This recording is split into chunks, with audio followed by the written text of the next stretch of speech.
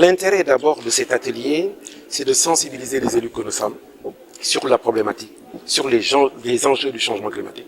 Puisque, comme vous le savez, la ville de Dakar, comme toutes les villes d'ailleurs africaines, mais surtout toutes les villes du monde, sont exposées à toutes sortes de vulnérabilités. Dakar, de manière très très spécifique, vous voyez un peu tous les problèmes qui sont liés aux inondations, à l'érosion côtière, à la pollution de l'air, Mme Madeleine Sarr l'a dit tout à l'heure. Donc nous sommes confrontés à toutes sortes de vulnérabilités économiques, écologiques, sanitaires, etc., etc. Donc nous devons proposer des solutions. Nous savons, on l'a rappelé tout à l'heure, que la COP 21 a été un cadre d'engagement, de prise de décision. On l'a dépassé à Marrakech, on a parlé d'action, d'une COP des actions. On attend encore ces actions-là.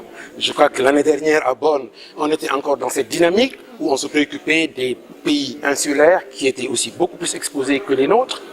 Mais la question étant d'abord de sensibiliser les élus, puisque tout le monde aujourd'hui a accepté le principe que les territoires, que les collectivités locales sont des acteurs importants. Puisque toutes les décisions qui sont prises, tous les engagements que les pays vont prendre au niveau du CDN doivent être mis en œuvre au niveau des territoires.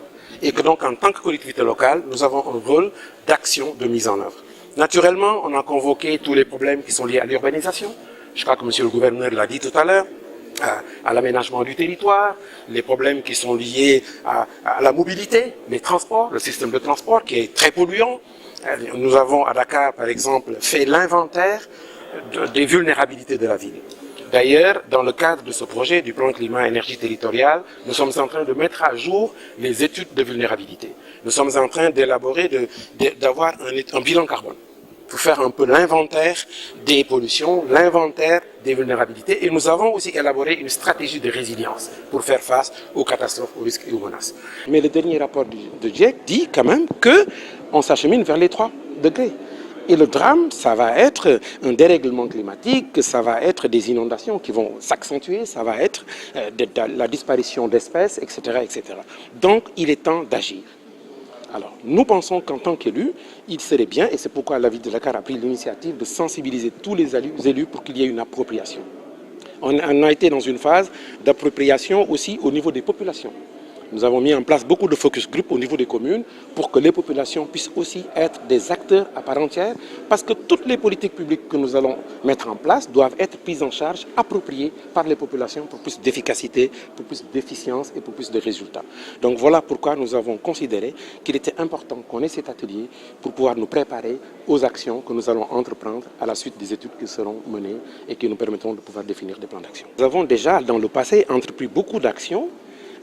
Je donne l'exemple de l'agriculture périurbaine en milieu, comme son nom l'indique, en milieu urbain, qui est aujourd'hui, ça fait partie de la réflexion, un système alimentaire durable en milieu urbain. C'est tout ce qu'on a vu avec le projet du micro-jardinage que la ville de Dakar a mené ces dernières années avec la FAO. C'est une activité. Il y a d'autres activités qui sont liées, Mme Madeleine Sarr l'a dit, à la mesure de la pollution. Parce que quand nous voulons agir, il faut d'abord pouvoir évaluer, faire l'inventaire. Nous avons d'autres activités, par exemple sur l'aménagement des zones côtières, le schéma directeur d'aménagement des plages que Dakar a mis en place. Nous avons aussi l'observatoire municipal qui nous a permis de faire la cartographie de l'ensemble des zones à risque de la ville.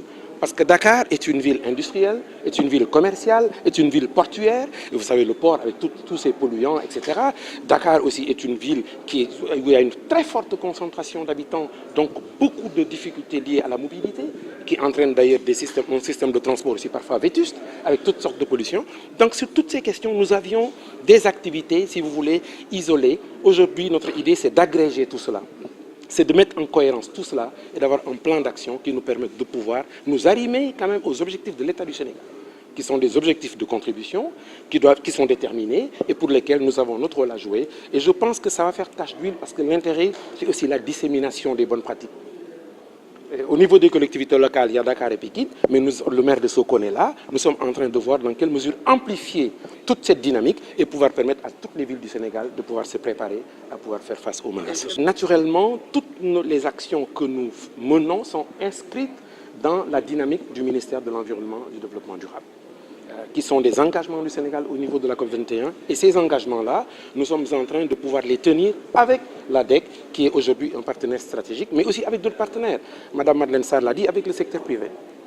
À Africité en 2015, nous avions parlé d'un programme qu'on appelait le programme TFI, qui était de voir comment intéresser le secteur privé aux activités et à cette dynamique de lutte contre le changement climatique. Par exemple, en leur offrant des débouchés sur la gestion des déchets, on l'a dit tout à l'heure, le recyclage, les opportunités d'affaires, sur l'efficacité énergétique, par exemple le choix d'énergie solaire, comment faire pour reprendre tout l'éclairage public de la ville, etc. Et tout ça, ces acteurs privés ont quelque chose à gagner là-dedans. Il y a d'autres partenariats aussi avec des acteurs essentiels comme Enda Énergie, parce que vous savez que la composante énergie est une composante essentielle. Les choix qu'on va faire, un exemple d'un projet d'efficacité énergétique pour une salle bioclimatique au niveau du centre de gériatrie de Ouakam. Nous le faisons avec Enda Énergie. Nous avons aussi d'autres activités que nous voulons entreprendre. C'est pourquoi nous avons mis en place la plateforme Dakar Agit pour le climat, qui est une plateforme de l'ensemble des acteurs, des chercheurs aussi, universitaires, etc., du secteur privé, mais des acteurs aussi qui sont intéressés pour voir dans quelle mesure on peut trouver des solutions. À Dakar, par exemple, nous avions entrepris la rénovation technique des bâtiments administratifs thermique. Donc les hôpitaux, par exemple l'hôpital Abass Ndao, comment faire pour faire plus d'économie d'énergie? Comment faire pour avoir des choix alternatifs beaucoup plus économes en énergie? Donc il y a énormément d'activités et il faudra essayer d'agréger tout cela.